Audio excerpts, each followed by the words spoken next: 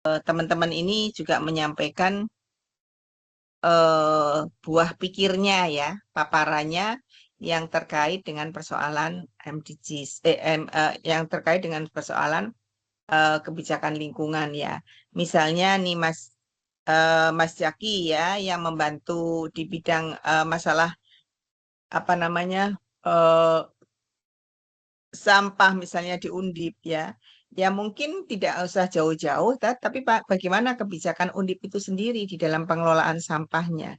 Kenapa ini menjadi hal yang menarik ya? Karena itu sudah menasional itu ya, harus siap itu ya, anunya pengelolaan sampahnya Undip ya, sudah sampai dikasih biaya Pak Menteri segala kok ya, tapi ternyata belum siap betul ya, karena Pak Rektornya sudah memproklamirkan diri bahwa Undip itu zero untuk sampahnya ya karena sudah dikelola. Tapi kelihatannya memang ada sebagian yang mengelola sampah-sampah plastik ya. Kalau yang di Pak Mariono ini lebih ke apa ini, Mas Yaki? Eh, izin Prof, kalau saya saat ini belum megang yang terkait zero waste di Undip. Namun Heeh. beberapa, kalau saya megangnya kayak proyek-proyek persamaan tapi yang di kabupaten, Prof. Oh gitu. Ya nanti mungkin bisa melihat di situ ya.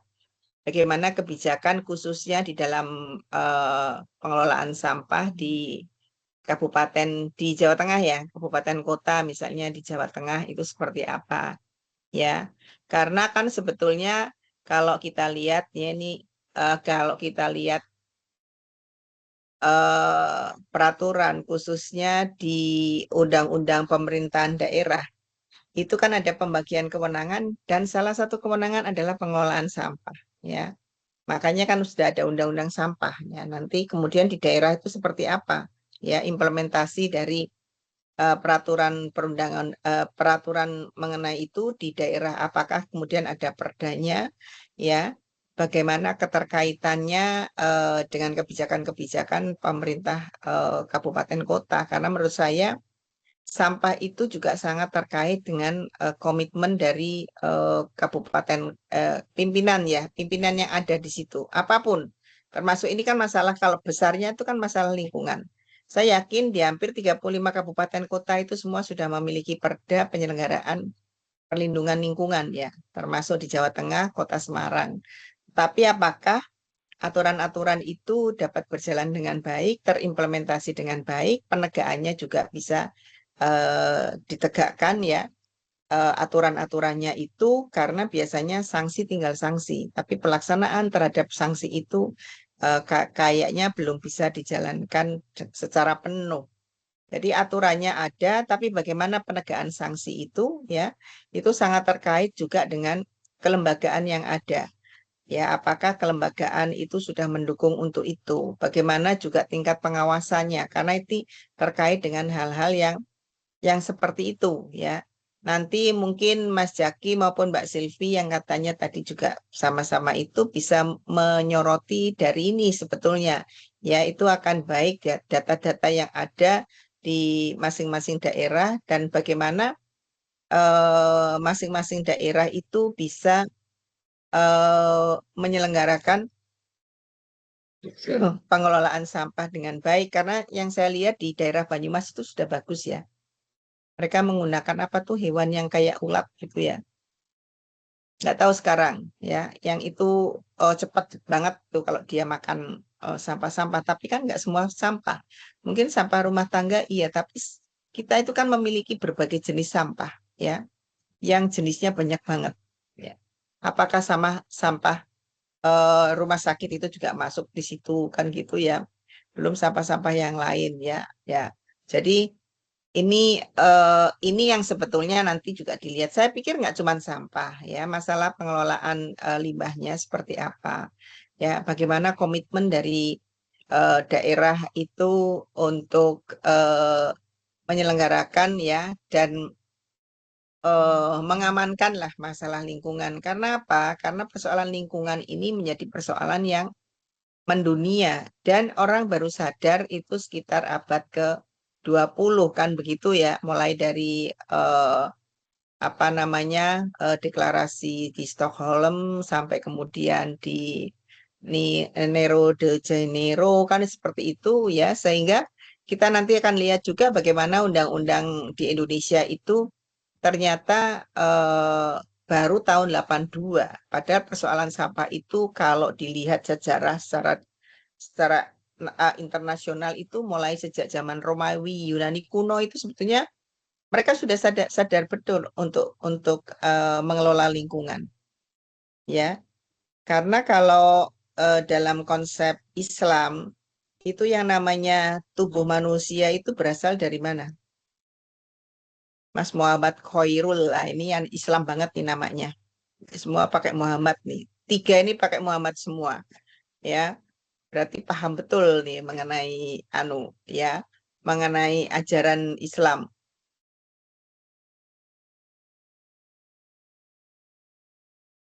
Dari mana Mas Muhammad Khairul menurut Mas Muhammad Khairul? Eh, untuk manusia sendiri diciptakan dari tanah, Bro. Aduh, kok nggak dengar ya, suaranya kecil banget Mas, suaramu Mas. Apakah sudah terdengar gitu, Bro? Ya, nggak usah pakai headset lah. Kalau biasanya pakai headset kitanya nggak begitu dengar jelas. Anjay. Eh, untuk manusia sendiri, Prof, itu diciptakan dari tanah, Prof. Ya, betul. Ya, dari tanah yang eh, itu kan seperti itu. Makanya manusia akan kembali ke tanah kembali karena dibalikin lagi ke tempat asalnya kan begitu. Itu artinya apa sebetulnya? Makna dari ini semua bahwa manusia tuh nggak bisa jauh-jauh dari alam. Ya, jauh-jauh dari alam. Jadi dia harusnya bisa memelihara kan esensinya itu karena manusia itu diciptakan dari tanah, tanah itu bagian dari alam, ya. Bahkan tempat kita berpijak, nggak ada di dunia manapun orang yang tidak berpijak pada tanah kan begitu. Tapi faktanya kan tidak begitu. Nanti banyak ya kasus-kasus lingkungan yang terjadi di Indonesia, nggak usah jauh-jauh ya. Betapa sudah rusaknya ya. Padahal pada masa zaman kita dijajah oleh India Belanda itu baik-baik saja ini masalah lingkungan. 350 tahun, luar biasa. Kalau dulu Belanda jajahnya dengan mengambil semua sumber daya alam, habis tuh kita 350 tahun. Ya, setelah Indonesia merdeka baru 80 tahun udah habis-habisan kan begitu ya. Ya, jadi orang lain sendiri menjaga betul kenapa Indonesia yang memiliki itu. Dan itu salah satunya yang menjadi problem eh, apa namanya kita ya selama ini. Ya, saya ingin melihat ya. Mungkin saya nggak tahu apakah Prof. Aji sudah menyampaikan ya. Kalau Prof. Aji kan lebih ke besarnya ya, dasar filosofinya segala. Nah, saya ingin mudah-mudahan ini bisa terlihat ya.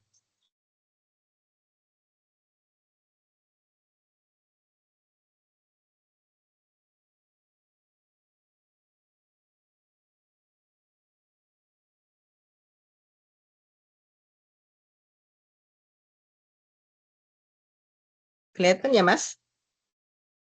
Terlihat, Bro. Ya, oke. Saya akan mulai di sini ya. Jadi, apakah ini pemahaman mengenai ini sama ya dengan yang disampaikan oleh Prof. Aji? Saya nggak tahu. Tapi kita harus bermula dari sini supaya kita tahu ya arahnya ya. Seperti itu. Jadi, saya berangkat dari pemahaman mengenai kebijakan hukum lingkungan itu sendiri. Ya, secara sempit ini adalah penentuan konsep atau proses atau strategi, ya, yang jadi eh, dan siasat ya mungkin. Ya, strategi apa sih sebetulnya yang terumuskan secara sistematik ya berkenaan dengan perencanaan program ya, proyek atau kegiatan pemerintah dan masyarakat ya sebagai sarana. Karena pada prinsipnya begini, Indonesia itu begitu merdeka kita memiliki tujuan yang sangat jelas. Tujuannya adalah mencapai kesejahteraan. Itu yang utama. Di mana tujuan itu dilandasi dengan nilai-nilai 5 nilai. yang kita kenal dengan nilai Pancasila. Kan begitu. Ya, kalau kita undur lagi, balik ke belakang ya, the founding fathers kita pada saat membangun negara ini. Itu ada tujuan yang jelas. Satu yang utama adalah melindungi seluruh rakyat Indonesia dan tumpah darahnya. Itu sudah sangat jelas. Ya, bahwa tujuan utama kita bernegara itu di samping melindungi rakyat, itu melindungi alam, lingkungan. Ya, segala tumpah darahnya itu kan berarti yang ada di dalamnya. Ya, dan semua itu diarahkan untuk kesejahteraan rakyat karena tujuan akhirnya itu. Nah, pertanyaannya, untuk mencapai itu tuh dengan cara apa kan gitu? Ya, apa capaiannya? Jadi kebijakan apa yang kemudian nanti akan muncul dalam rangka mencapai tujuan itu? Nah, dalam rangka itu makanya kemudian menurut saya ya, bukan karena saya orang hukum ya.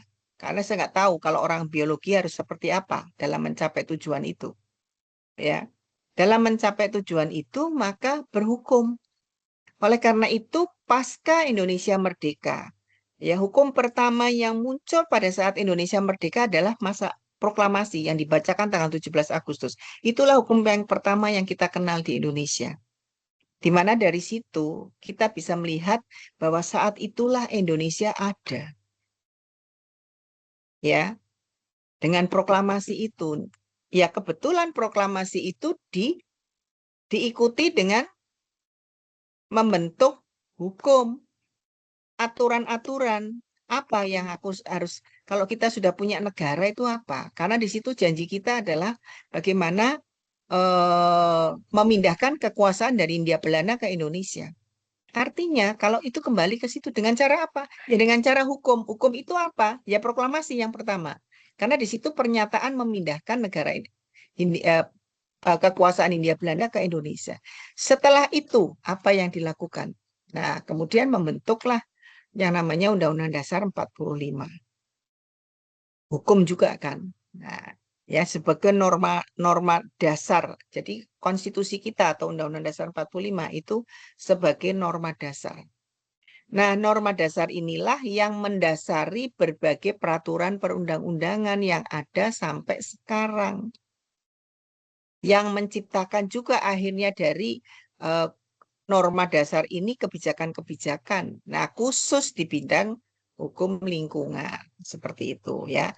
Nah, itulah yang kemudian menjadikan ini menjadi dasar ya untuk menentukan konsep strategi apa. Jadi boleh silakan membuat strateginya seperti apa, rumusannya seperti apa, konsepnya seperti apa, proses dalam rangka pencapaian kebijakan lingkungan itu seperti apa, bagaimana kemudian dituangkan di dalam rencana, dituangkan di dalam program, dituangkan dalam pelaksanaan, ya. Ini dalam rangka semua adalah pencapaian tujuan pengelolaan lingkungan hidup yang menjadi bagian dari tujuan nasional yang melalui peraturan perundang-undangan. Makanya nanti kita akan lihat ya, apakah peraturan perundang-undangan yang sekarang ada itu sudah bisa mewakili, sudah bisa menjadikan dasar dalam rangka ini, strategi dalam rangka mencapai tujuan pengelolaan lingkungan dan perlindungan lingkungan seperti itu, ya. Ya, jadi melalui apa? Hukum, ya. Bagaimana hukum mampu untuk kemudian didayagunakan. Jadi hukum itu sebagai alat dalam pencapaian tujuan lingkungan apapun, ya. Nanti teman-teman ini bergerak, bekerja di bidang apapun, ya, khususnya yang terkait dengan persoalan lingkungan, maka harus dapat memahami aturan-aturan hukum yang ada. Karena itu menjadi pedoman kita. Itu menjadi alat ya, strategi yang harus disampaikan. Jadi jangan melenceng dari aturan-aturan hukumnya. Aturan hukumnya mau ngomong nggak boleh, tapi prakteknya munculnya kebijakan adalah boleh. Nah itu yang sering terjadi kan. Izin-izin nggak boleh nih, harusnya harus seperti ini. Tapi ternyata loh kenapa? Tiba-tiba bisa ada izin galian C, bisa ada izin mengelola tambang. Padahal di situ sudah jelas misalnya daerah serapan yang komitmennya tidak akan digunakan untuk apa-apa. Ya, misalnya seperti itu, ya. Nah, persoalan ini juga muncul karena kebutuhan dari masyarakat yang ada juga. Contoh di daerah-daerah. Daerah-daerah itu mencoba untuk meningkatkan PAD-nya, gila-gilaan, ya. Hal yang mudah adalah, oh kita punya nih sumber daya alam luar biasa. Ya udahlah kita eh, minta pihak swasta untuk mengelolanya kan begitu ya, pihak swasta untuk mengelola atau pihak pemerintah daerah ya melalui BUMD-nya untuk mengelola kan begitu. Tapi faktanya apakah betul bahwa dalam pengelolaan itu ada aturan-aturan hukum yang harus ditaati, dan itu banyak yang melenceng dari itu ya. Konflik-konflik banyak terjadi di wilayah-wilayah di mana pengelolaan sumber daya alam itu ada. Dan kita lihatlah Jawa Tengah, Rembang seperti apa, Pati seperti apa. Belum yang lain. Ya, Banyumas seperti apa. Bagaimana pengelolaan sumber daya alam yang ada dimiliki oleh Gunung Slamet. Kemarin sudah ramai. Kemudian muncul dampak-dampak yang kita bisa lihat. Ya, bencana-bencana alam. Jadi bencana-bencana alam itu saya pikir ya karena ulah kita sendiri. Sehingga alam kemudian melakukan atau me, eh, menjadikan mereka ada perubahan perilaku alam gitu. Coba disadari atau enggak? Ya kalau teman-teman ini semua nanti akan bergerak di bidang lingkungan, ya saya berharap betul ya. Ya Anda semua punya sensitivitas yang tinggi terhadap persoalan-persoalan lingkungan. Ya, jadi dibawa ke situ. Satu, ya oke, saya kuliah di MIL. Tapi kuliah di MIL itu tidak sekedar bahwa oke supaya saya jadi magister ilmu lingkungan, supaya saya nanti kalau jadi magister ilmu lingkungan, status yang saya sandang adalah cum laude, kan gitu. Tapi sebetulnya secara hati nurani itu kita tidak punya sensitivitas yang tinggi untuk masalah-masalah lingkungan. Nah itu yang bahaya. Kemudian oke, saya bekerja memang di bidang lingkungan, tapi bekerja hanya sekedar bekerja karena saya bekerja tujuan saya adalah cari duit. Misalnya seperti itu, ya. Nah, tapi kita kan sebetulnya mencoba, ya. Saya selalu tekankan, ya, baik ke mahasiswa S1, kemudian saya di S1 juga mengajar hukum lingkungan, itu saya tekankan betul, ya. Jadi kalian semua kuliah ngerti masalah hukum lingkungan itu tidak sekedar untuk ngerti, tidak sekedar untuk mendapatkan nilai. Tapi saya pingin ya kita semua mempelajari, termasuk saya, mempelajari hukum lingkungan itu supaya sadar betul bahwa ada sesuatu, ada nilai yang berbeda dengan mata kuliah lain. Ini ada tuntutan keberpihakan kepada persoalan-persoalan lingkungan. Kita rasakan betul. Ya, kalau kita bekerja dengan hati ya, itu beda. Jadi kerenteknya itu nanti beda, ya. Seperti itu. Kan sekarang mulai banyak ya. Saya lihat ya di bidang apapun lah. Nggak sadar bahwa sebetulnya bekerja di lingkup-lingkup tertentu itu saya sebenarnya melakukan pelayanan terhadap masyarakat. Tapi yang terjadi kan tidak melayani ya. Kadang-kadang ada yang melayani dengan baik, dengan hati, tapi banyak yang tidak melayani dengan baik. Ya, ya itu. Harapan saya seperti itu. Jadi kita semakin tahu, semakin paham, nanti teman-teman semua ini yang kebetulan kemungkinan akan bergerak di bidang itu tuntutannya memang berbeda. Saya pikir itu yang juga menjadi model utama kita ya. Kalau saya bekerja di perguruan tinggi, saya ngajar ya, mungkin ada teman-teman juga yang punya keinginan untuk mengajar, ya mau nggak mau saya harus cinta dengan pekerjaan ini, ya. Seperti itu. Jadi itu. Kemudian pertanyaan lanjutnya adalah kebijakan hukum yang bagaimanakah ya sebetulnya yang secara sistemik dan efektif itu berpotensi untuk mewujudkan itu tadi tujuannya ya kemudian dari tujuan ada strategi ya yang sebetulnya terhadap lingkungan dan mengapa nanti kita akan lihat faktanya malah justru peraturan perundang-undangan itu sendiri sama sekali tidak memberikan solusi yang terbaiknya ya. Masih kita nanti bisa lihat ya bagaimana masalah-masalah itu masih tetap terjadi. Ya, kalau kita melihat di dalam konsep hukum itu kan ada yang namanya sistem hukum. Nah, di dalam sistem hukum itu sebenarnya ada 3 hal yang perlu diperhatikan ya kalau kita menggunakan sistem hukumnya Friedman ya, Lawrence Friedman. Itu melihat dari 3 sisi, tapi saya akan mendapatkan satu sisi juga. Yang pertama adalah harus dilihat secara substansi. Ya, kalau kita melihat hukumnya, ya kebijakan-kebijakan yang muncul, kemudian yang kita lihat ke belakang, aturannya seperti apa sih, kan begitu. Jangan-jangan ini aturannya yang nggak benar, aturannya yang tidak mendukung, karena membuat peraturan itu juga sangat dipengaruhi oleh situasi dan kondisi masyarakatnya. Ya, jangan sampai hukum itu jauh dengan kondisi masyarakatnya. Ya nanti sedikit banyak saya pasti akan berkaitan dengan persoalan perundang-undangan karena kebetulan saya itu SK saya adalah guru besar di bidang peraturan perundang-undangan ya. Jadi nggak mau pasti terkait ke sana. Ya apalagi ini bicara mengenai hukum dan kebijakan lingkungan ya.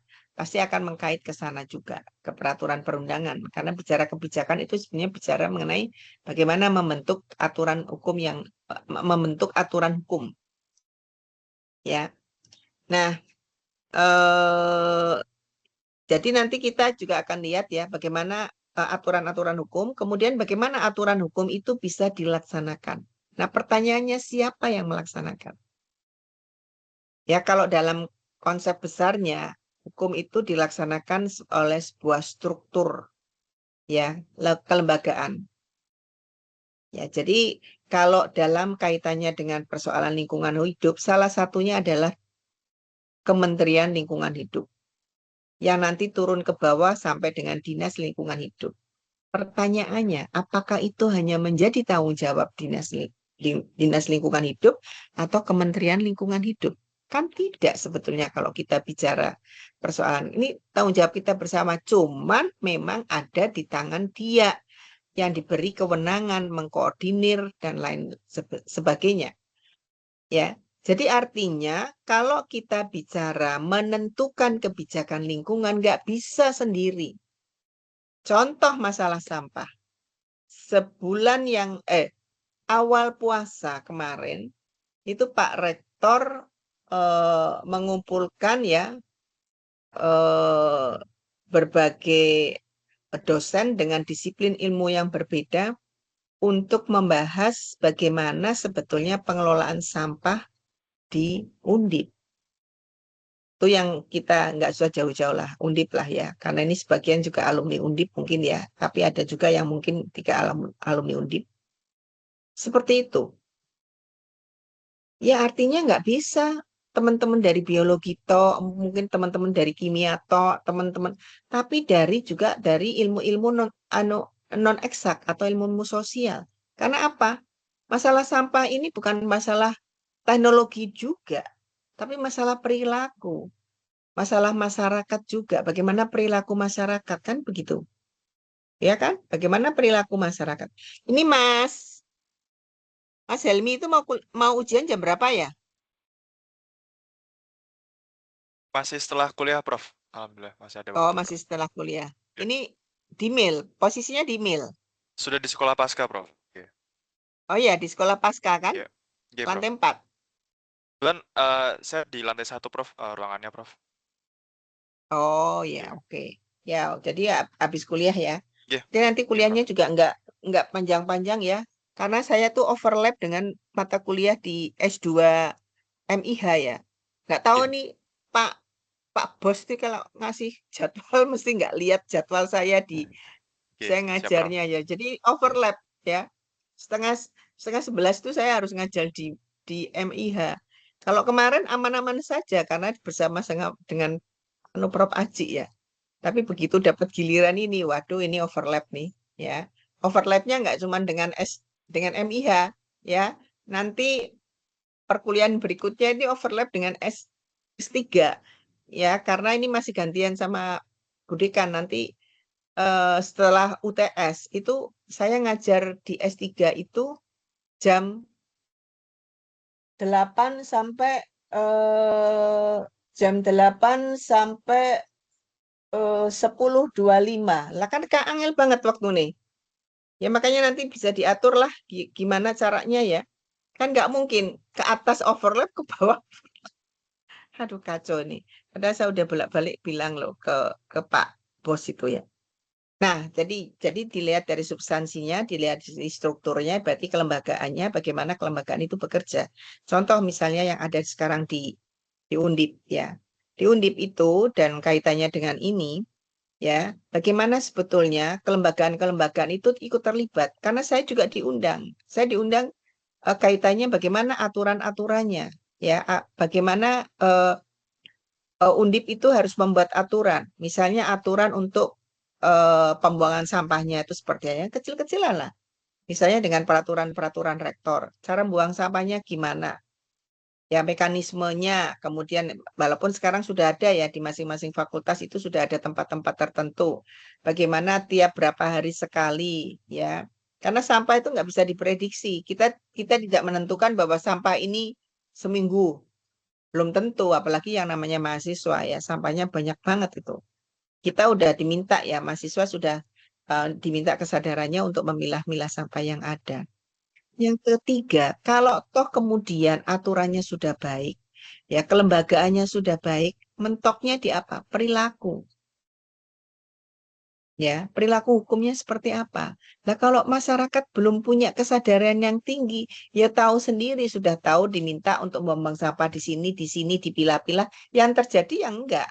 Terus pokoknya buang sembarangan kan begitu. Ya, jadi merubah perilaku tuh bukan sesuatu yang mudah. Ya, kita aja di tempat kami itu ada ruang kuliahnya kan 5 lantai. Ya, di masing-masing lantai itu sudah ada tempat sampahnya sendiri. Bahkan nggak cuma satu. Ya. Ada 2 lokasi ya, kanan dan kiri, sayap kanan dan sayap kiri. Itu pun kadang-kadang kita masih menemukan sampah-sampah yang tidak bertanggung jawab. Ya. Itu ya. Kemudian bagaimana membuang rokok ya, puntung-puntung rokok itu masih sampai kemudian dilihat di CCTV. Karena di ruangan itu semua ada CCTV-nya ya. Pokoknya sampai diancam. Pokoknya ketahuan di CCTV siapa, maka kami tidak segan-segan untuk memberikan sanksi pada para mahasiswa yang sudah merokok, padahal sudah disediakan tempat ya untuk merokok itu di ada halaman ya, setiap lantai itu kan ada halamannya di situ, dan di situ sudah disediakan tempat sampah ya. Jadi ya memang kita perlu ketegasan ya, yang namanya hukum itu memang sifatnya memaksa kan begitu ya. Oke itu ya, jadi 3 poin itu yang perlu diperhatikan. Nah, bagaimana kondisi empiris kebijakan hukum yang ada? Duh, sebentar ya, ini saya sendirian di rumah, kebetulan ada tamu. Sebentar ya, sebentar. Iya, Prof.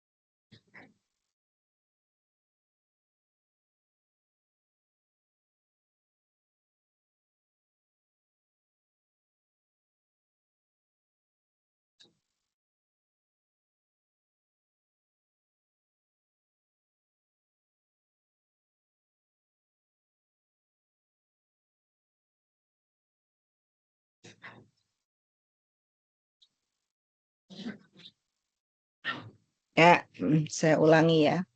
Jadi sekarang kita ingin melihat sebetulnya kenapa saya sampaikan kondisi empiris yang ada yang terkait dengan hukum dan kebijakan hukum lingkungan ini, supaya nanti mungkin di antara teman-teman nanti terbetik ya untuk mengambil tema-tema tertentu ya, atau mungkin menemukan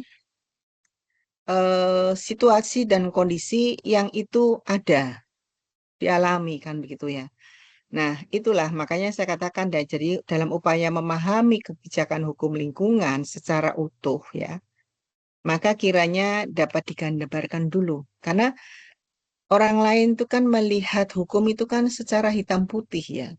Oh, bahwa hukum itu nggak boleh begini dan lain sebagainya. Kemudian kalau tidak melanggar kena sanksi. Tapi kan faktanya nggak begitu ya yang terjadi.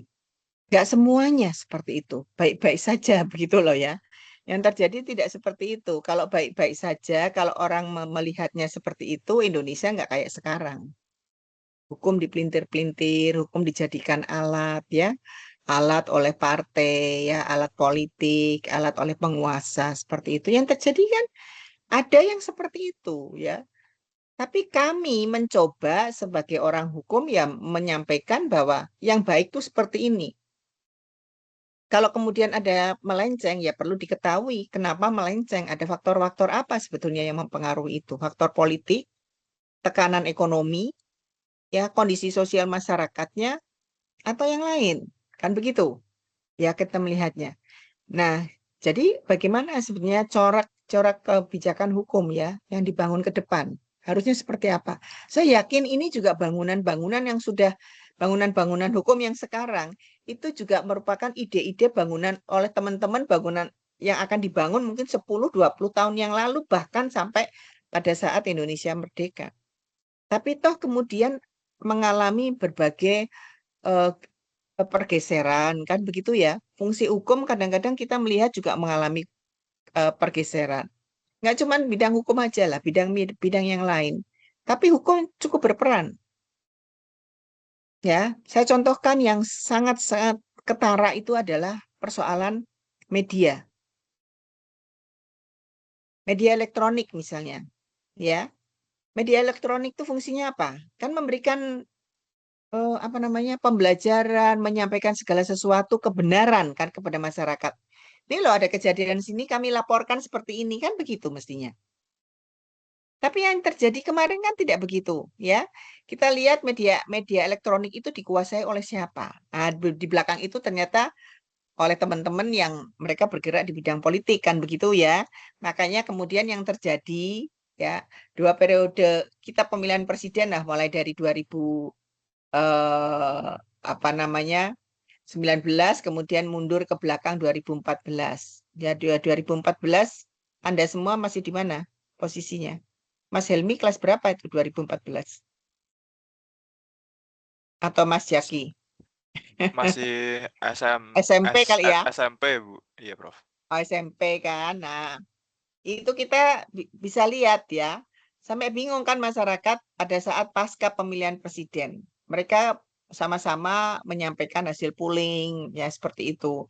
Wong yang jelas KPU itu kita sudah melihat ya bahwa yang menang A, tapi ada satu stasiun televisi tertentu yang mengatakan yang menang B kan begitu. Nah, ini kenapa begitu ya dilihat aja ternyata di belakang itu ada partai pendukung yang B seperti itu ya, mengacaukan ya padahal fungsi mereka itu kan menyuarakan kebenaran, tapi yang terjadi kan bukan kebenaran yang disuarakan. Ada ya, jadi fungsi dari media elektronik itu saja sudah bergeser, nggak cuma elektronik ya, media tulis ya, seperti koran misalnya ya, itu sudah seperti itu. Ya, nanti banyaklah kita lihat ya. Nah, kita lihat nanti kondisinya seperti itu apa betul atau enggak seperti itu ya. Tapi ini gambaran yang saya bisa simpulkan melihat kondisi yang sekarang. Ya, yang berikutnya ya. Jadi bagaimana ini sifat perangkat peraturan perundang-undangan di bidang lingkungan. Karena kita tahu ya, kita itu baru punya perangkat hukum lingkungan itu kan tahun 82. Ya. Nah, sifatnya itu yang pertama adalah bersifat insidental. Ya, jadi biasanya ya penyebab kelahiran suatu perundang-undangan di bidang lingkungan yang namanya kalau saya bilang perundang-undangan itu berarti semua peraturan perundangan. Ya, mulai dari undang-undang, ya, mulai dari Perpu, PP, peraturan presiden, bahkan ke peraturan menteri, bahkan sampai ke peraturan tingkat daerah. itu tidak jarang ditandai oleh sifat reaktif. Jadi bereaksi itu kalau ada aksi gitu loh. Ya. Jadi misalnya tiba-tiba ya karena kondisi alam seperti ini ya, nggak menentu, kemudian ada situasi kondisi bencana di mana-mana, barulah muncul ya. Walaupun menurut saya sekarang dengan teknologi yang luar biasa canggihnya itu sudah bisa mendeteksi kira-kira nanti akan terjadi bencana seperti apa ya. Yang sekarang kita harap-harap cemas itu kan bencana yang cukup besar ya, megatrust kan gitu, mega. Itu kan yang akan mengancam wilayah Indonesia yang itu sudah diprediksi oleh orang Jepang, ya kan? Ya. Dan orang Jepang ngomong, sekarang mengalami pergeseran, kayaknya dulu kan yang paling parah diperkirakan kan Lampung. Ya, makanya waktu kami ke Lampung ketemu dengan badan yang menangani bencana itu, mereka sudah mengatakan, wah kami siap-siap nih Bu, kita akan menghadapi pesta besar nih, masalah lingkungan, ya kemungkinan akan ada bencana besar. Tapi kan kita nggak tahu bencananya kapan. Bisa lebih cepat, bisa jauh. Tapi mau nggak mau, karena itu masalah alam ya.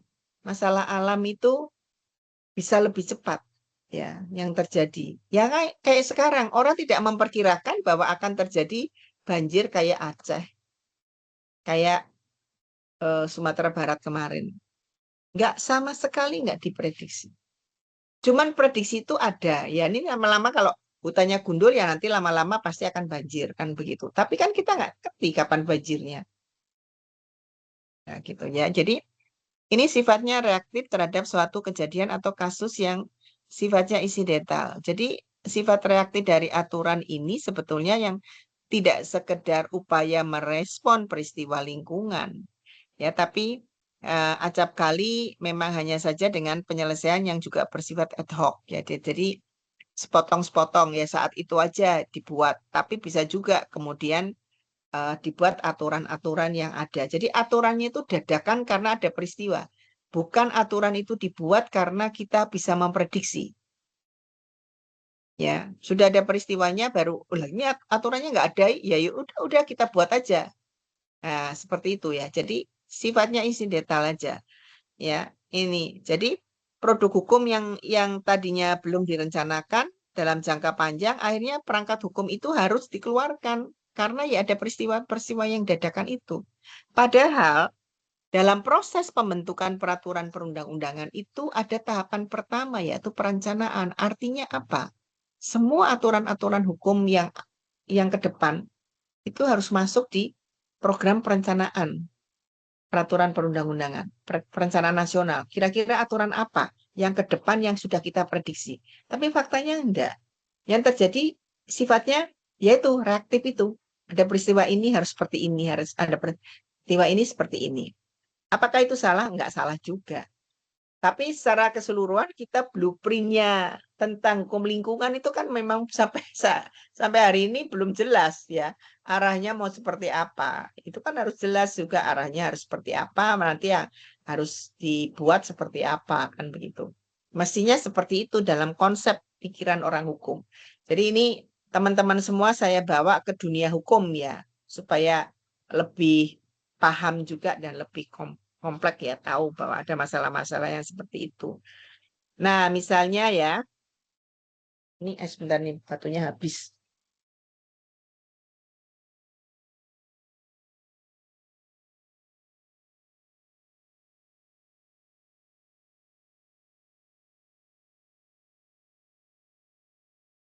Misalnya lahirnya peraturan yang di latar belakangi suatu wabah penyakit seperti yang kemarin, ya. Nggak ada orang yang bisa memprediksi. Tapi harusnya sudah bisa diprediksi oleh teman-teman di bidang kesehatan. Walaupun mungkin bukan COVID. Tapi artinya satu ketika mungkin kita akan mengalami satu peristiwa munculnya wabah penyakit yang meluas ya. Bahkan kemarin nggak cuma nasional, kan dunia. Kan gitu. Mestinya orang kesehatan sudah berpikir ke sana loh. Ntar kalau misalnya ada wabah yang bisa dikatakan tingkatnya nasional, itu harus seperti apa? Kan nggak ada aturan hukumnya. Hanya ada undang-undang eh, apa ya yang kaitannya sama penyakit. Tapi itu nggak bisa itu untuk digunakan seperti itu. Ya, jadi termasuk misalnya masalah kesehatan lingkungan atau karena timbulnya pencemaran di mana-mana. Itu harusnya sudah bisa diprediksi dengan kondisi pencemaran yang sekarang terjadi ya hampir meluas kalau kita lihat skop nasional itu kalau kita gambarkan posisi-posisi yang kemungkinan terjadi kerusakan lingkungan satu itu bisa dipotret. Kemudian yang terjadi industri-industri yang kemungkinan limbahnya itu kan sebenarnya bisa dipotret. Diantisipasi seperti itu sehingga ada kemungkinan satu ketika itu kita mengalami wabah penyakit karena bukan dari mana-mana, tapi karena dari situasi lingkungan kondisi yang seperti itu. Nah, kayak kemarin wabah COVID, orang kan tergagap-gagap begitu ada wabah COVID. Untungnya kemudian Presiden cekatan sekali, langsung dibuat Perpu. Ya, karena Perpu itu kan peraturan yang dibuat dalam situasi dan kondisi yang sangat mendesak. Ya, dalam kegentingan yang memaksa. Itu satu kegentingan kemudian melahirkan satu Perpu yang intinya bisa mengelola keuangan dengan cara yang di luar kewajaran kan begitu. Ya, untungnya seperti itu. Ya, oleh karena itu kemudian yang keluar adalah dana-dana yang cukup besar semua dipotong untuk COVID. Kalau ini saya setuju, semua dipotong untuk COVID. Karena tidak ada orang yang kena COVID yang kemudian harus bayar sendiri. Ya kan? Bayangkan kalau suruh bayar sendiri. Berapa? Walaupun faktanya ya karena suami saya juga sakit yang pas Delta itu yang cukup parah juga tapi saya nggak izinkan dia ke rumah sakit ya saya pikir di rumah sakit malah memperparah situasi dan kondisi karena dia harus makan banyak sementara kalau kena COVID itu nggak doyan makan kan gitu mudah-mudahan kalau di antara teman-teman ini ada yang kena kemarin karena nggak merasakan apa-apa ya mati rasa semuanya ya nah itu. Nah, kalau di rumah sakit kan dikasih makan apa, mau dimakan terserah, mau nggak dimakan ya nggak apa-apa kan. Kalau di rumah kan nggak bisa begitu, saya paksa dia harus makan. Karena eh, apa yang namanya penyembuhannya itu dengan cara makan yang cukup banyak dan bergizi. Itu salah satu untuk melawan. Nah, itu kan. Jadi saya juga mandiri akhirnya. Ya, hanya konsultasi-konsultasi ada. Tapi yang teman-teman yang lain, kan banyak sekali di backup. Ya, dibantu oleh tetangga kanan kiri. Ya, itu terlihat sekali bahwa masyarakat kita tuh gotong royongnya luar biasa. Tapi kalau nggak ada perpu itu, artinya hukum hadir di situ. Nggak ada hukum yang namanya perpu, ya sudah. Tapi kan untungnya kemudian yang terjadi itu. Dan banyak itu memotong termasuk gaji-gaji dosen undip. Gaji dosen undip itu dipotong 5-10%.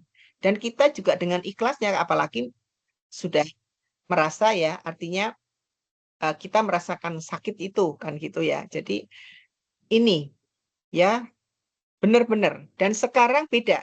Kalau sekarang kan dipotong-potong untuk MBG, ya kan? Yang belum jelas. Kan belum jelas ya, guyu Mas Helmi. Kayaknya belum, ya kan gitu. Loh, saya itu ikhlas-ikhlas aja kalau MBG itu memang dilaksanakan dengan baik, gitu loh. Bagus itu. Ya, kalau memang harganya makanan itu 15.000, ya it's okay, kasihkan 15.000. Ya, jangan 5.000. Bahkan aja yang parah ya, berapa hari sekali dikasih. Rak genah banget kan gitu ya. Ini ya. Nah, apakah di bidang lingkungan nggak seperti itu? Ya kita lihat anggaran untuk lingkungan berapa.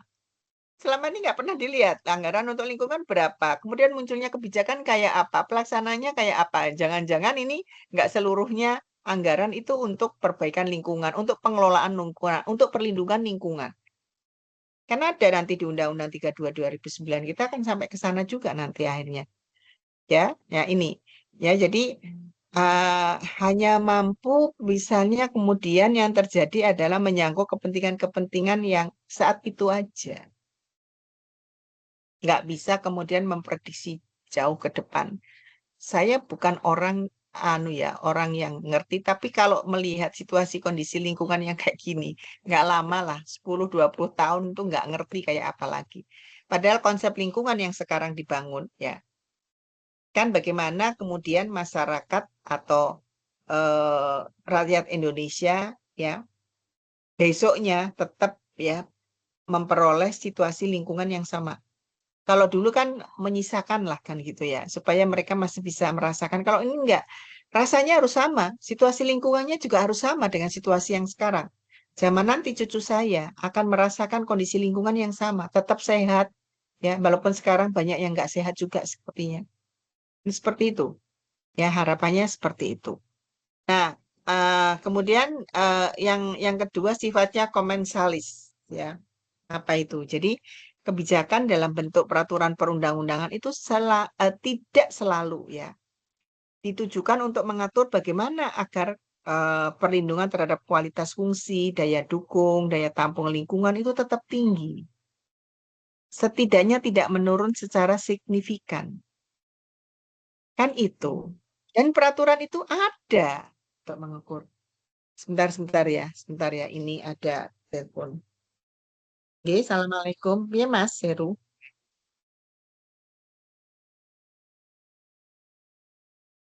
Nggih, pripun? Nggih, kan minggu. Kalau minggu kan nggak bisa itu ruangannya. Makanya saya minta kalau bisa diajukan Sabtu. Iya. Oh, minggu depannya. Loh, kok udah kelamaan? Mbok, mbok, mbok Sabtu berikutnya. Iya toh, Mas? Nggih.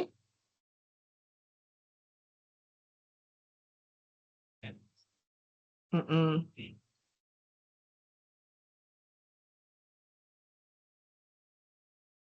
Oh ya, ya paling enggak kan ada tambahan ya honor ya untuk mereka gitu ya.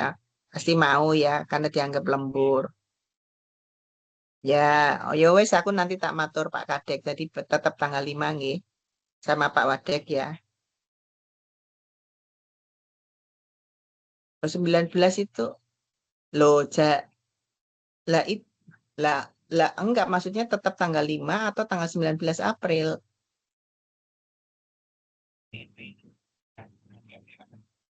Oh lah 19 itu hari apa?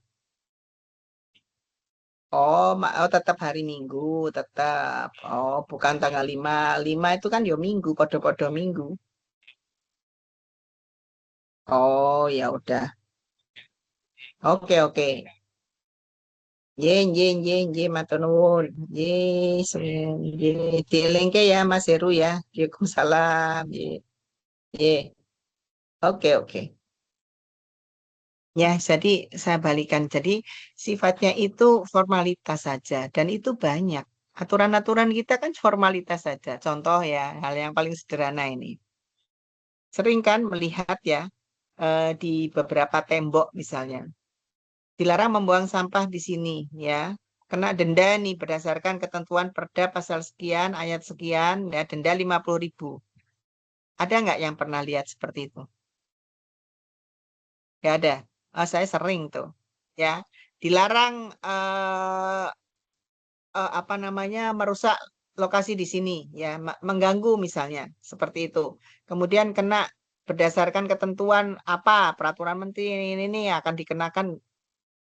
Kan cuman gitu doang. Lah masyarakat kok digituin, ya dibablas ke no, nggak percaya karena di situ memang nggak ya kalau kita melanggar nggak ngapa-ngapain, ya karena nggak ada petugas pengawasnya misalnya. Misalnya kalau kalau misalnya orang itu kalau jalan harus punya SIM, harus punya STNK. Saya yakin yang sekarang menggunakan motor, mobil itu nggak semuanya punya. Tapi kan tetap mereka jalankan dan mereka itu melanggar nggak? Melanggar sebetulnya karena nggak ada pengawasan, ya. Ya tetap aja dia lakukan itu. Toh nggak apa-apa, nggak ada polisi kok kan gitu. Tapi begitu ada apa namanya? eh eh, apa sih kalau di jalan-jalan itu kalau misalnya kaitannya dengan SIM dan lain sebagainya baru mereka lari-lari ya. Gimana caranya bisa menghindar kan begitu ya. Nah, itu yang terjadi ya. Sehingga hukum itu eh, memberikan petunjuk umum secara garis besar, tapi sebenarnya tidak bisa pelaksanaannya itu tidak tuntas gitu loh. Ya. Jadi aturannya ada. Aturan hukum lingkungan itu luar biasa, banyak banget. Ya, saya punya aturan hukum lingkungan di tahun berapa itu? 10 tahun yang lalu tuh bukunya tebelnya segini loh. Itu kalau baca pusing, ya, luar biasa. Ya, jadi ini sebetulnya menunjukkan sebetulnya bagaimana sih situasi dan kondisi aturan-aturan kita ya. Jadi kalau tadi itu lebih sifatnya lebih insidental, jadi mendadak-mendadak gitu ya. Tapi di satu sisi dia kalau ya nggak ya sudah ada aturannya, tapi formalitas saja. Apalagi lebih parah begini, karena menurut dalam kacamata orang hukum, itu peraturan itu bisa dianggap efektif ya. Bisa dianggap efektif itu kalau peraturan itu sudah ada peraturan pelaksana. Jadi gini, asas keberlakuan suatu peraturan ini belajar sedikit ya mengenai hukum ya. Asas berlakunya peraturan itu berlaku sah. Itu kalau sudah ditandatangani. Jadi kalau sudah dibahas, oke, setuju ya di pleno terakhir tanda tangan oleh misalnya itu perda juga oleh gubernur, kalau itu undang-undang oleh presiden. Harus ada tanda tangannya kan gitu. Itu berlaku sah. Apakah setelah undang-undang itu diberlakukan sah itu dia bisa berlaku? Enggak. Ya berlakunya sah doang kan begitu. Maka harus ada tahapan berikutnya masuk di dalam lembaran negara. Ya, lembaran daerah atau lembaran negara. Itu artinya apa? Artinya bahwa peraturan itu berlaku mengikat. Baru mengikat masyarakat, mengikat Mas Helmi, mengikat Mas Jaki, mengikat Mbak Silvi, kan begitu. Ya, hanya berlaku mengikat aja. Artinya ada fiksi hukum, semua orang dianggap tahu. Jadi nggak bisa Mas Helmi kemudian ngomong dicegat polisi, ini Mas sampean itu melanggar. Loh, saya nggak ngerti ini ada aturan kayak gini. Aturannya sudah kemarin 2 bulan yang lalu. Oh, saya nggak mau tahu, saya nggak bisa. Oh, tetap kena. Oh, karena aturannya itu sudah ada dan itu sudah diundangkan. Kalau sudah diundangkan berarti berlaku mengikat dan itu bisa. Tapi ada berlaku efektif. Ada aturan-aturan pasal-pasal tertentu atau norma-norma tertentu tidak bisa dijalankan kalau belum ada aturan pelaksananya. Makanya kalau kita lihat di dalam pengaturan hukum lingkungan itu kan rigid banget. Undang-undangnya ada, PP-nya ada, perpresnya ada, peraturan menterinya tiri-tiri itu ada. Sampai pada juklak juknisnya itu ada. Bagaimana menentukan limbah sudah ada baku mutunya. Tapi kan nanti mekanismenya seperti apa? Cara mengambil sampelnya seperti apa kan? Kalau orang kimia atau biologi kan nggak sembarangan ngambilnya, ya. Ngambilnya di mana? Di batas pada saat aliran limbah itu mengalir di situ atau sudah sampai di bawah atau sudah sampai di sungai. Sungainya dilihat ada. Nah, kan itu macam-macam. Kayak gitu kan ada SOP-nya sampai ke persoalan SOP. Itu semua apa? Itu semua hukum. Kan gitu. Ya. Jadi ada yang kemudian yang terjadi banyak undang-undang sudah dibuat tapi PP-nya belum. PP-nya sudah dibuat, tapi aturan menterinya belum. Lama, sehingga tidak bisa efektif aturan itu. Nggak bisa nih dijalankan karena aturan pelaksananya nggak ada. Itulah yang terjadi di kita. Ya, sehingga itu cukup merepotkan juga kan begitu ya. Nah, kemudian yang berikutnya ya. Nah, kita lihat ya komensalisnya. Ya, jadi peraturan tentang misalnya pengelolaan lingkungan itu yang sebenarnya diserahkan kepada masing-masing peraturan perundang-undangan di sektor-sektor kegiatan. Ya, kan kalau kita lihat yang namanya Undang-Undang Perlindungan dan Pengelolaan Lingkungan itu kan merupakan undang-undang payung lah ya, umbrella acts. Jadi itu dianggap bahwa sektor-sektor yang terkait dengan lingkungan dia harus memperhatikan undang-undang lingkungan. mulai dari pertambangan, kehutanan, kelautan, perikanan, pertanian, perkebunan, kan begitu. Arahnya kan itu, termasuk perumahan, pekerjaan umum. Karena kalau kita bicara rumah, itu kan juga harus memperhatikan kan lingkungan juga, ya. Terutama perumahan-perumahan. Ya kalau di lingkup-lingkup pembangunan perumahan, itu kan harus ada AMDAL-nya. Ya, karena satu komplek perumahan itu kan mungkin butuh pembuangan airnya seperti apa, pembuangan limbahnya seperti apa. Kemudian apakah dia memenuhi standar bahwa di perumahan, satu komplek perumahan itu ada sarana prasarana untuk kegiatan umum, untuk masyarakat, apakah dia punya tempat bermain, apakah dia punya situasi ruang hijau, ya. Apakah dia punya pemakaman, apakah dia punya fasilitas-fasilitas umum yang lain, misalnya tempat beribadah kan seperti itu. Kan ada itu. Ya, terus bagaimana pengelolaan sampahnya di situ, persoalan airnya seperti apa. Kan harus ada itu. Ya, orang bangun rumah sendiri aja izin mendirikan bangunannya aja cukup rumit kan syarat-syaratnya seperti itu. Nah, ya, jadi tentu saja ini harus komprehensif supaya masalah kehutanan, pertambangan dan lain sebagainya itu kalau kita bicara lingkungan itu ya secara komprehensif. Tapi kan yang terjadi enggak masing-masing sektor. Di pertambangan seperti ini aturannya, ya di pertanian seperti ini, ya jadi macam-macam, gaduh-gaduh gitu. Ya, jadi dengan demikian sebenarnya peraturan karena pada umumnya ya dalam rangka pembangunan ekonomi itu menjadi lebih mengedepankan pada pembangunan ekonomi ya. Ya kan kalau pertambangan dan lain sebagainya itu kan sektor ekonominya kan luar biasa. Ya, memang sektor ekonomi itu sangat-sangat ya berpengaruh terhadap persoalan lingkungan. Ya, jadi dengan demikian ini peraturan perundang-undangan lingkungan itu hanya merupakan minority regulation. Jadi golongan minoritas, padahal menurut saya bukan minoritas, dia harus mayoritas. Ya, semua sektor-sektor itu harus memperhatikan persoalan lingkungan, aturan lingkungannya seperti apa. Tapi masalahnya, masalah kehutanan dan lain sebagainya itu lahir duluan daripada undang-undang perlindungan lingkungan. Ya, sehingga mereka hanya nyantol sedikit aja lah masalah lingkungan. Itu kan yang bahaya. Padahal lingkungan itu menjadi sektor utama sebetulnya. Nah, dia mayority, bukan minority kan gitu. Ya, dari sisi aturannya loh ya, regulasinya kan gitu. Nah, ini juga yang mengakibatkan mereka tidak begitu memperhatikan betul ya masalah ini. Apalagi kita lihat bahwa persoalan lingkungan itu masih sangat mudah banget ya dibandingkan persoalan pertambangan misalnya yang sudah sejak Indonesia merdeka itu Indonesia sudah banyak melakukan perjanjian-perjanjian dengan pihak luar untuk mengelola sumber daya alamnya. Ya, seperti itu.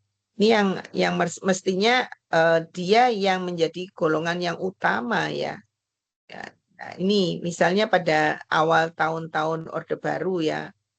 Ya, amat ketara bagaimana undang-undang ini ya kemudian ini sifatnya komensalis. Jadi ya karena Orde Baru muncul ya muncul pengelolaan-pengelolaan itu bahkan sejak pasca Indonesia merdeka itu undang-undang lingkungannya masih nggak ada.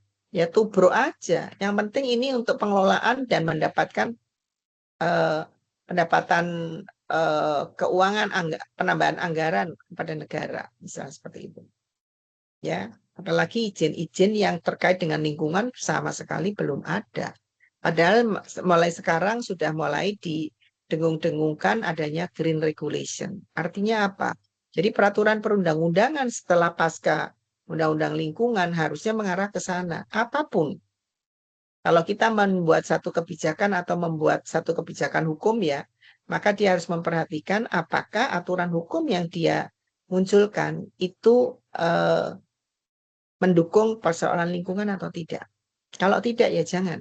Karena sekarang sudah mulai kan green regulation, human rights di bidang regulation. Jadi kalau mau membuat regulasi juga harus memperhatikan persoalan hak asasi manusia ya. gender regulation, jadi memperhatikan masalah gender juga. Kan mulai banyak ya regulasi-regulasi yang ke depan itu harus banyak memperhatikan banyak hal. Persoalan lingkungan, hak asasi, persoalan gender, ya. Apalagi kita di Indonesia kan tidak membedakan antara laki dan perempuan. Kebetulan saya ngajar juga di MIH itu gender dan lingkungan. Nah itu ketara juga.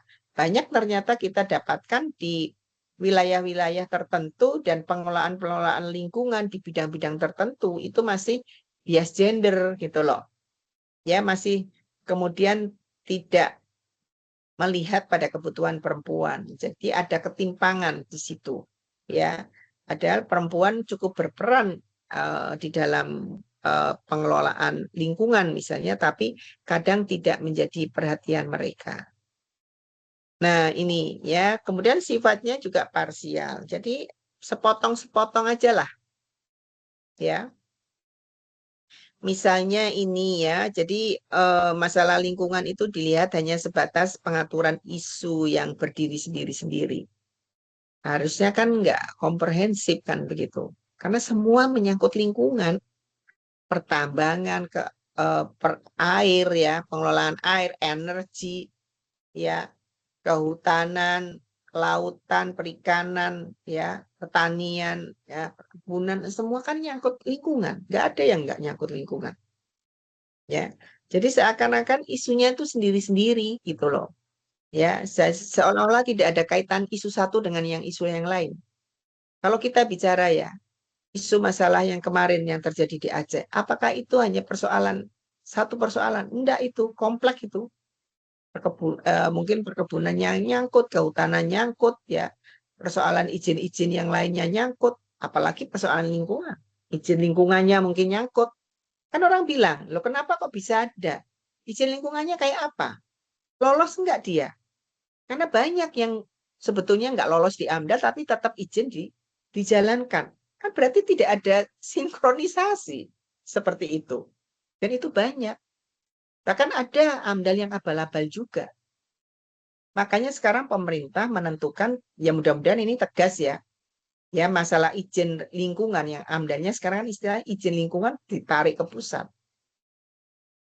Ya, semua ada di bawah menteri. Menteri yang mengeluarkan izin AMDAL. Tapi itu juga nggak jaminan. Ya, karena sebetulnya kita semua udah kehilangan trust nih. Ya, kalau kita masih punya trust walaupun itu izin dibuat oleh bupati atau gubernur atau kepala apa namanya? Menteri sekalipun ya tergantung. Ya, harusnya daerah dilibatkan karena apa? Lingkungan kondisinya ada di daerah. Dia dampaknya itu yang terasa daerah. Nah, kalau dampak terbesar ada di daerah tapi kita nggak diajak bicara, kan repot.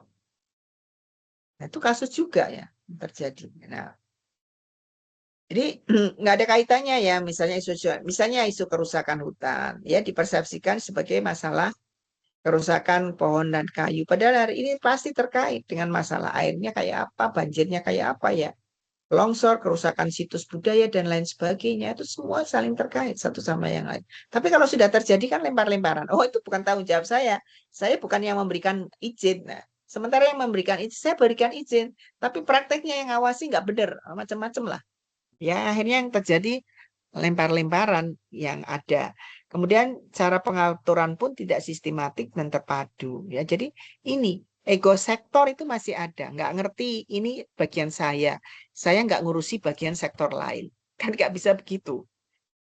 Ya, ini kelihatan banget lah. Misalnya kita di satu instansi. Ya, nanti coba dirasakan aja. Misal nih, pengolahan sampah di Undip. Apa itu hanya urusan pengolahan sampah di Undip? Saya nggak tahu, saya urusannya sama rektor, nggak bisa kayak gitu. Ini urusannya dengan seluruh fakultas, urusannya dengan mahasiswa, urusannya dengan tenaga pendidikan, urusannya dengan aturan, kan begitu. Jadi nggak bisa terpotong, semua harus punya persepsi yang sama. Kalau kita mau Undip zero tentang sampahnya, ya silahkan, kita harus bekerja sama. Ya, sama-sama punya tanggung jawab yang sama. Sehingga ini bisa melahirkan satu gagasan dari Pak Mariono ini bisa kemudian disampaikan kepada semua. Karena nggak semua loh. Ya, saya tanya teman-teman saya nggak ngerti itu. Nah, berarti kan sosialisasinya kurang. Ya, sosialisasinya kan bisa berjenjang ya dari teman-teman yang sekarang mengelola sampah ya disampaikan ke Pak Rektor kemudian membentuk tim ya yang kemarin rencanakan mau membentuk tim nih. Bolak-balik saya udah diminta Pak Mariono, Bu Lita nanti aturannya gimana ya? Aturannya gimana kan sangat tergantung pada kesepakatan yang dibangun mau seperti apa. Ya, ini enggak cuma tanggung jawab tim yang mengelola sampah, ini tanggung jawab kita bersama. Tanggung jawab semua fakultas harus mendukung ini. Kan gitu. Tapi sosialisasi juga harus dilakukan. Ya, sosialisasi dilakukan kepada siapa? Kepada seluruh sivitas akademika yang ada di Universitas Diponegoro, termasuk mahasiswa. Jadi mahasiswa itu juga punya kesadaran, oh ya, supaya pengelolaan sampah ini juga tidak terlalu berat, kan begitu ya. Jadi kita ini mencoba. Makanya saya di kelas saya, hukum lingkungan, saya mengampu ada 4 kelas hukum lingkungan di S1. Itu sudah saya tidak sarankan untuk mereka setiap kali membawa mineral dengan merek-merek tertentu. Saya sudah usahakan, saya nggak mau kalau ada yang sampai membawa itu, mohon maaf ya, saya ambil dan saya buang. Jadi silahkan kalian bawa tumbler. Itu sangat-sangat sudah mengurangi ya. Karena biasanya saya lihat mereka masih naruh-naruh kan karena kita kan bolehkan mereka untuk bawa minum ya. Dan kami sudah sediakan di 1 lantai. Setiap lantai itu ada dispenser yang itu untuk fasilitas mahasiswa dan dosen kalau dia ngajar. Jadi ada fasilitas untuk memberikan air minum. Itu artinya apa? Kita sebenarnya memberikan kesempatan mereka janganlah pakai botol plastik. Ya walaupun tumblernya mungkin dari plastik, tapi kan itu terus yang dipakai. Ya, ya jadi jadi ada keterpaduan di dalam pengelolaan ini. Jadi nggak bisa saya sendiri, misalnya Mas Zaki ditanya begini-begini, wah ini Pak harus melibatkan banyak banyak orang, memahami, memberikan kesadaran juga ya. Gimana caranya kan begitu ya, walaupun teknologi dibuat sedemikian rupa untuk kemudian dalam hal pengelolaan sampah ini harusnya bisa melihat bagaimana sebetulnya semua sektor yang ada di Undip ini beramai-ramai untuk punya tanggung jawab yang sama sebetulnya tentang hal ini ya. Jadi tidak terjadi interaksi ya, interdependensi ya, interkoneksi, interrelasi antar isu lingkungan dengan yang lain ya. Dan ini masih banyak terjadi. Ya, misalnya peraturan antara menteri satu dengan menteri lingkungan nggak connect kan gitu ya. Oh ini bilang di sana boleh, di sini nggak boleh. Aturan di hukum lingkungan sudah ketat bilang seperti ini, tapi di sektor lain menteri lain mengatakan tidak seperti itu. Nanti kalau misalnya ada ini teman-teman yang menemukan ada kasus seperti ini, monggo aja ini bisa diangkat ya untuk menjadikan bahan diskusi di akhir kuliah seperti itu. Karena bagaimanapun walaupun dalam semester itu kita ada 3 dosen, tapi 3 dosen itu punya hak untuk menilai di masing-masing kelas. Ya, cara saya seperti itu. Dengan membuat paparan ya, nanti dari paparan itu nanti kita bisa menilai masing-masing teman-teman yang ada. Jadi harapannya seperti itu. Nah, ini kalau kita istilahnya kalau di aturan hukum adalah terjadinya disharmonisasi atau disinkronisasi peraturan perundangan. Jadi disharmonisasi khususnya kalau peraturan perundang-undangan itu selevel. Ya sama. Jadi antara aturan menteri yang satu dengan aturan menteri yang lain. Dan itu banyak ditemukan. Dan itu akhirnya jadi skripsi oleh mahasiswa. Bahkan yang terakhir saya nguji di MIL, itu juga dia menemukan sebetulnya awalnya tidak begitu. Karena ada hukumnya sehingga saya diminta untuk nguji. Ya, itu juga ditemukan ternyata, loh kok ternyata peraturannya memang seperti ini ya. Sehingga mengakibatkan ada disinkronisasi atau disharmonisasi di dalam peraturan dan ini berdampak pasti dalam pelaksanaan program-program dan pelaksanaan kegiatan yang ada ya. Nah, kemudian yang berikutnya ya Nah, ini juga kesulitan untuk melihat masalah lingkungan sebagai sesuatu yang komprehensif. Ya karena luas banget. Lingkungan itu luas banget. Ya. Kalau kita baca di Undang-Undang 32 2009 yang menurut saya agak lebih komprehensif ya dibandingkan yang 82 maupun 97 ya. Apalagi yang 82 itu sangat-sangat sederhana sehingga tidak bisa dilaksanakan. Ya, banyak hal terutama yang terkait dengan persoalan pencemaran. Cara membuktikan pencemaran itu nggak jelas di dalam Undang-Undang 82. Ya, nanti jadi sulit ya masalah lingkungan itu sebagai sesuatu yang harusnya ya holistik. Misalnya lainnya Perpu 1 2004 ya, 2005 yang dimana membolehkan penebangan terbuka di kawasan hutan lindung. Ya, yang notabene di dalam undang-undangnya kehutanan itu tidak boleh. Nah, ini kan contoh aja. Ya, mungkin nanti sekarang ada aturan-aturan hukum yang lebih baru. Jadi aturan di bawahnya itu kan sebetulnya tidak boleh bertentangan dengan aturan yang ada di atas. Tapi yang terjadi kan tidak begitu. Kadang-kadang aturan di bawahnya itu sakarpe dewe gitu loh. Ya, karena kita itu punya yang namanya hierarki peraturan perundangan.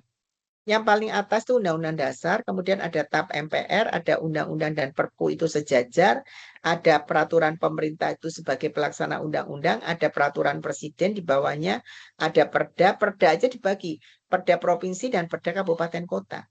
Nah, hal-hal yang seperti ini kan harus urut. Misalnya nih, ada kebijakan mengenai pengelolaan sampah di Undip. Aturan rektornya mau bicara, ini harusnya begini, nggak boleh begitu. Tiba-tiba aturan dekannya mengatakan nggak. Beda dengan aturan rektor. Ini kan kacau. Ya aturan dekannya yang harus menyesuaikan. Karena aturan dekan tuh nggak boleh bertentangan dengan aturan rektor. Jadi hierarki peraturannya itu juga mengikuti hierarki jabatan. Jadi kalau nanti adik-adik ini atau teman-teman ini kemudian menjadi pejabat ya, lihat-lihat nggak boleh ini kita membuat kebijakan yang kemudian tidak mengikuti kebijakan yang ada di atasnya. Misalnya kayak gitu.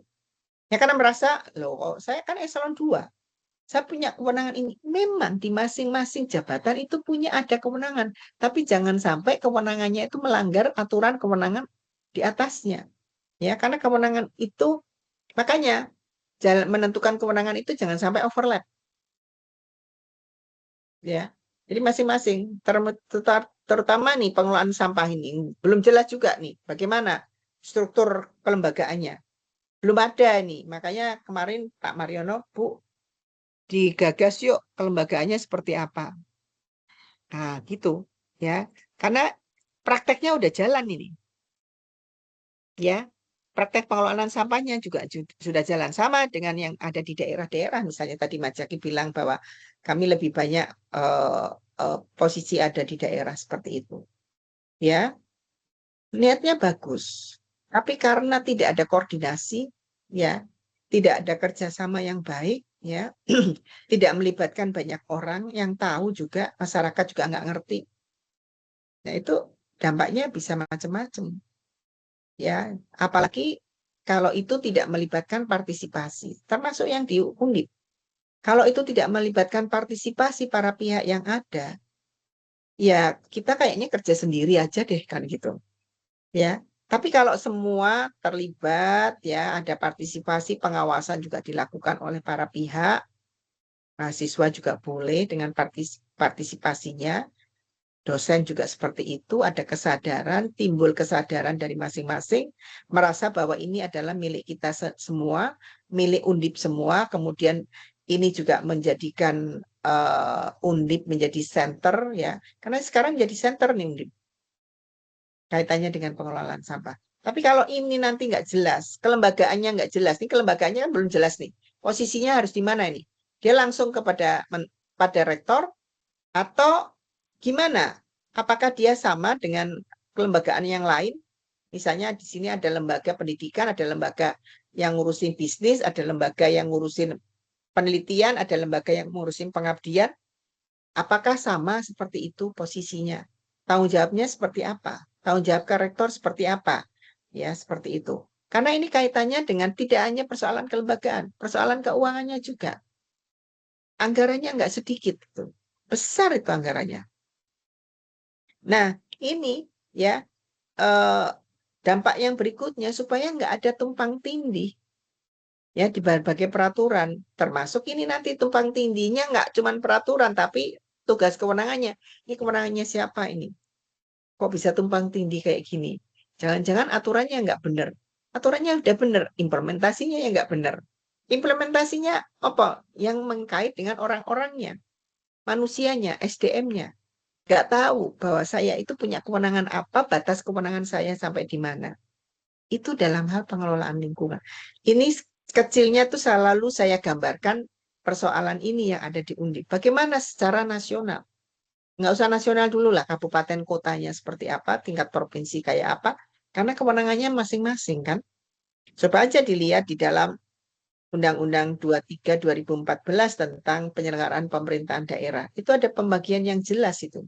Ya, antara kewenangan untuk mengelola sampah. Jadi kabupaten kota ngapain, ya provinsi ngapain, ya pemerintah pusat ngapain? Karena pemerintah pusat biasanya kewenangannya hanya menyusun atau membuat standarnya secara nasional, membuat normanya, berarti membuat undang-undangnya, ya. Kemudian apakah melakukan pengawasan atau tidak? Nanti yang tingkat provinsi apakah hanya mengkoordinir aja, ya yang betul-betul melaksanakan di tingkat kabupaten kota, seperti yang ada di Undip.